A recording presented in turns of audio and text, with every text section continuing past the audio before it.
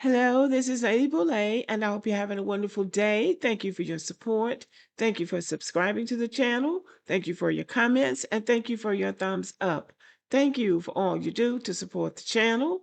And yes, we are commanded to love one another, whether we want to or not, or whether we agree with each other or not. Well, as Black Americans, we do have some principles that we stand on.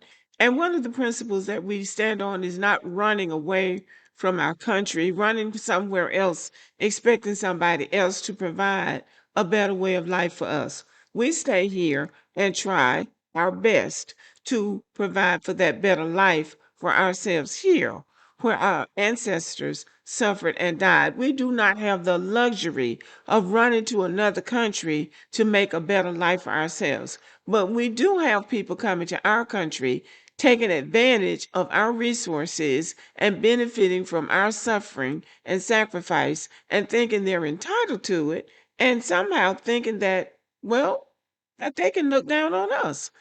So the video that I'm about to show you is of a Black woman, and I'm not sure where this is, but she's giving these immigrants a real read. So watch this. Then you're going to sit up here and try to manipulate this by finding some knucklehead, weak black people who will sit up here and make like they're coming for us. They're coming for us. They're coming for black people next. They're coming for black people next. When first of all, you know that ain't true. But if you believe it, take a look at this, immigrants. Take a look at black people. If Trump or the troops or the National Guard is coming for black people, notice this. We ain't running. We ain't running. We ain't running to Puerto Rico and Mexico. And I'm talking about let us in. The troops after us. See, I'm looking for the real protest. I'm looking for some billy clubs. I'm looking for some water hoses. I'm looking for some German shepherds being people, sick on people. That's what I'm looking for. That's what American protests look like. What you all doing is a clown show. And then you sit here and you laugh, look the other way, and want somebody to have compassion on what you all are doing. Your protest is boring because it don't have no soul to it. It has no meaning to it. For him to sit here and be laughing, for you to half quote the Constitution and what constitutional rights are, it just goes to show how uneducated you all are in American history. It goes to show that the only thing that you know to do is come to America and feed on the resources. You have no idea what you all are talking about. You want us to feel sorry for people being took away from their kids and all that. We already been there, done that. Who felt sorry for our families being separated? Clearly, y'all don't, because you don't even respect us right now today, but you want our heart to bleed and go pitter patter. But this, for y'all to be on soil that ain't even yours, then you're going to sit up here and try to manipulate this by finding some knucklehead, weak black people who will sit up here and make like they're coming for us. They're coming for us. They're coming for black people next. They're coming for black people next. When first of all, you know that ain't true. But if you believe it, take a look at this, immigrants. Take a look at black people. If Trump or the troops or the National Guard is coming for black people, notice this. We ain't running.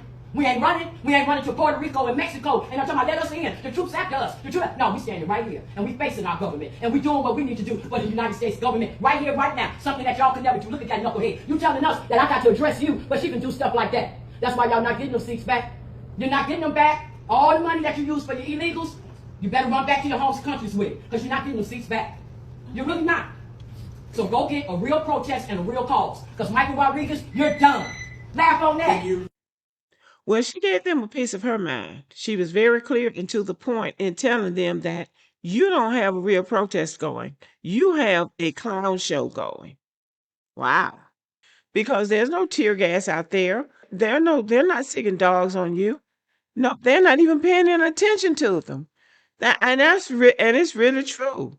The only time they pay attention is when black people get out there because they know that black people really have a reason to be out there. Those people out there protesting now really don't have a reason to be out there because they broke the law, because they are here illegally. Every country has borders. And this so called No Kings protest that they have going now, it's just silly. Nobody even knows what they're talking about. It has no soul. Nobody even knows what they're protesting. They're saying stuff like America is a land of immigrants. What are you protesting? You're protesting because the government is enforcing their border laws? It doesn't even make any sense what they're doing out there in the streets. They look silly.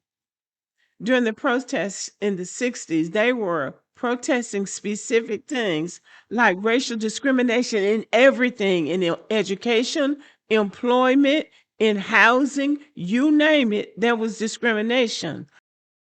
This man right here was the commissioner of public safety in Birmingham, Alabama. His name was Theophilus Eugene Connor, better known as Bull Connor. And he was a terror.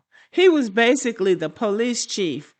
They sicked dogs on them when they were in the streets. They tear gassed them. They beat them with clubs and they arrested them. All of them were at risk for being arrested, for being beat, and occasionally somebody ended up getting killed. That was a real protest. They were American citizens protesting the treatment that they were receiving in this country. They were not protesting because they had broken the law.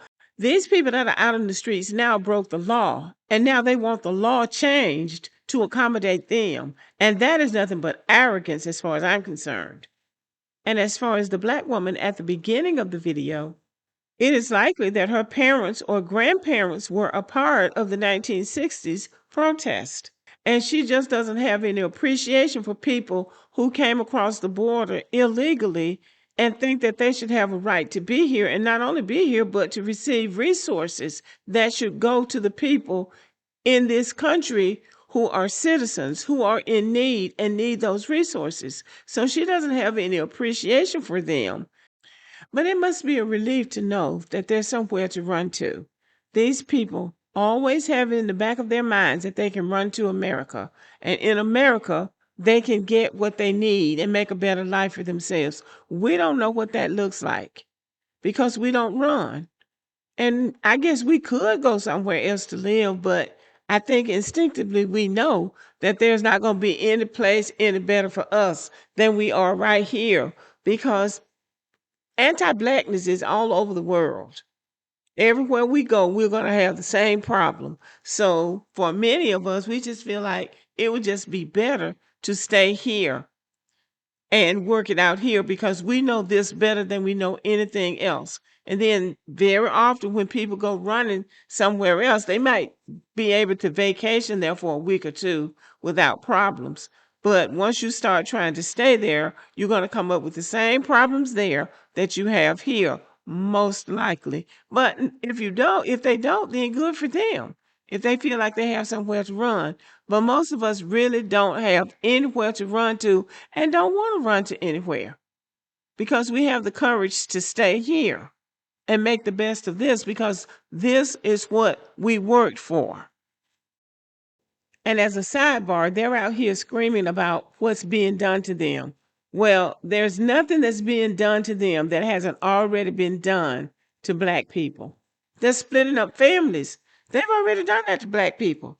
And they continue to split up black families on frivolous things by sending black men to jail for things that a white man would get a slap on the wrist for and go on home to his family. So what they're doing to these so-called immigrants is nothing compared, and we're not even running.